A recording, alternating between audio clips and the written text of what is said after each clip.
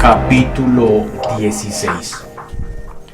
Cómo Jesucristo ha desempeñado su oficio de mediador para conseguirnos la salvación, sobre su muerte, resurrección y ascensión. Solamente en Cristo se encuentra perdón, vida y salvación. Todo cuanto hemos dicho hasta aquí de nuestro Señor Jesucristo debe conducirnos a que, estando nosotros condenados, muertos y perdidos por nosotros mismos, busquemos la libertad, la vida y la salvación en Él. Como admirablemente lo dice San Pedro: no hay otro nombre bajo el cielo dado a los hombres en que podamos ser salvos. Hechos 4:12. Y no ha sido por casualidad o por capricho de los hombres por el que se le ha puesto a Cristo el nombre de Jesús, sino que fue traído del cielo por el ángel, como embajador del eterno consejo de Dios, dando como razón el nombre que Él salvará a su pueblo de sus pecados. Mateo 1:21, Lucas 1:31. Con estas palabras se le confía el cargo de Redentor para que fuese así nuestro Salvador. Sin embargo, la redención se frustraría si no nos llevase de continuo y cada día hasta conseguir la perfecta salvación. Por eso, por poco que nos apartemos de Él, se desvanece nuestra salvación, que reside totalmente en Él. De modo que los que no descansan y se dan por satisfechos con Él, se privan totalmente de la gracia. Por ello es digno de ser meditado el aviso que dijo San Bernardo, que el nombre de Jesús no solamente es luz, sino también alimento, y asimismo aceite, sin el cual todo alimento del alma se seca, que es sal, sin la cual todo resultaría insípido, en fin, que es miel en la boca, melodía en el oído, alegría en el corazón y medicina para el alma, y que todo aquello de que se puede disfrutar carece de aliciente si no se nombra a Jesús. Pero hemos de considerar atentamente de qué modo nos ha alcanzado la salvación, para que no solamente estemos persuadidos y ciertos de que es el autor de nuestra salvación, sino también para que, abrazando cuanto confirma nuestra fe, rechacemos lo que de algún modo puede apartarnos de ella, porque como quiera que nadie puede descender a sí mismo, poner la mano en su corazón y considerar lo que es de verdad, sin sentir que Dios le es enemigo y hostil, que por consiguiente necesita absolutamente procurarse algún modo de aplacarlo, lo cual no se puede conseguir sin satisfacción. Es menester tener una certidumbre plena e indubitable, porque la ira y la maldición de Dios tiene siempre cercados a los pecadores, hasta que logran su absolución, porque siendo el justo juez, no consiente que su ley sea violada sin el correspondiente castigo. ¿Cómo se reconcilia la misericordia y la justicia de Dios para con nosotros?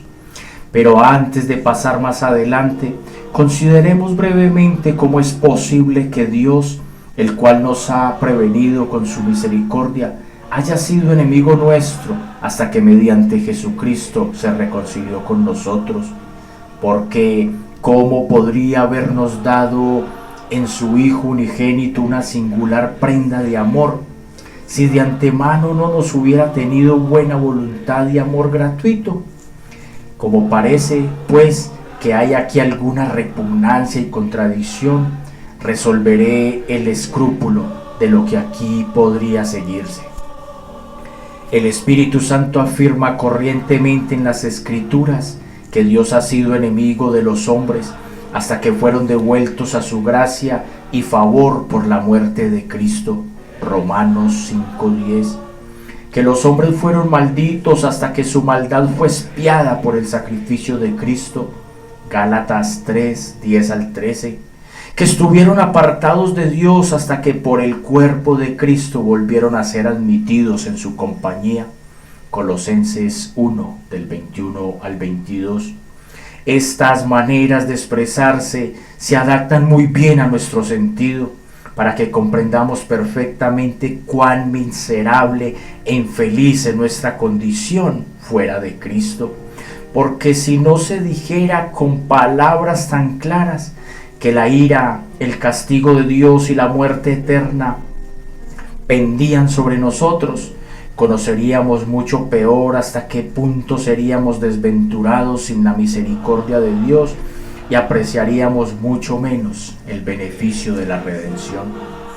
Ejemplo, cuando uno oyere decir: si Dios, mientras tú eras aún pecador, te hubiera aborrecido y desechado de sí como lo merecías, ciertamente debías esperar un castigo horrible, mas como por su gratuita misericordia te mantuvo en su gracia y no permitió que te separases de él, te libró de tal castigo, el interesado se sentía en parte conmovido y vería lo que debía la misericordia de Dios. Mas si oyese también decir, según lo enseña la Escritura, que había estado muy apartado de Dios por el pecado, que había sido heredero de la muerte eterna, sujeto a la maldición, privado de toda esperanza de salvación, excluido de las bendiciones de Dios, esclavo de Satanás, cautivo bajo el yugo del pecado, y que finalmente le estaba preparado un horrible castigo, mas que entonces intervino Cristo, e intercediendo por él tomó sobre sus espaldas la pena y pago, todo lo que los pecadores habían de pagar por justo juicio de Dios, que expió con su sangre todos los pecados que eran causa de enemistad entre Dios y los hombres, que con esta expiación se satisfizo el Padre y se aplacó su ira, que Él es el fundamento de la paz entre Dios y nosotros, que Él es el lazo que nos mantiene en su favor y gracia. ¿No le movería esto con tanta mayor intensidad, cuanto más al vivo se le pinta ante sus ojos la gran miseria de que Dios lo ha librado? En suma, como no somos capaces de comprender con el agradecimiento y deseo debido la salvación y la vida que nos brinda misericordia de Dios, sin que antes nos sintamos conmovidos con el temor de la ira de Dios y el horror de la muerte eterna, la Sagrada Escritura nos enseña a conocer que Dios está en cierta manera irado con nosotros cuando no tenemos a Jesucristo de nuestra parte, y que su mano está preparada para hundirnos en el abismo, y al contrario, que no podemos albergar sentimiento alguno de su benevolencia y amor paterno hacia nosotros, sino en Jesucristo.